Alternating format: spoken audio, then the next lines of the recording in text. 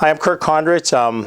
Back in 1993, I was assigned out here in the Bloomfield area of city of Pittsburgh. I was the beat officer out here, used to walk the beat. Shortly after I began walking the beat out here, I met a family here who had had a tragedy happen. Their son had overdosed and passed away, and then the mother had had some substance abuse problems and that, and they had a little girl. Her name was Leah. Hi, my name's Leah Erwin. Back in 1995, it was a hard year for me.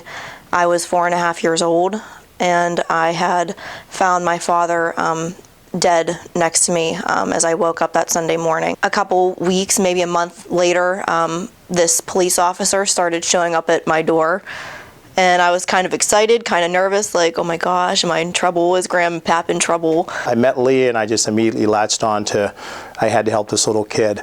And I can remember back then I said, you know, the motto of the police department is serve and protect. She really was my visual of what serve and protect really meant as a police officer. And he was really sweet, and him and his wife would come over and they would take me to birthday parties, and he'd come in and check on me after school, and I remember like throwing snowballs at him and just having fun with him, and it was kind of like a great father figure to look up to when I was little. I left the police department shortly after my daughter was born in 2003 with Down syndrome, and moved on to another career.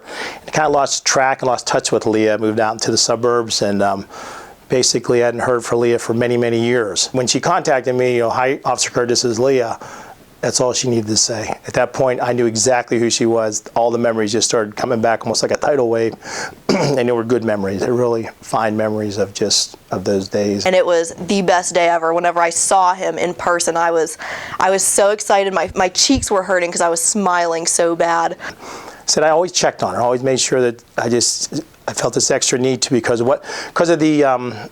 the turmoil and the horrible things she had to experience at such a young age. I just thought no child who's 3, 4 years old should ever have to experience that or even think about those things.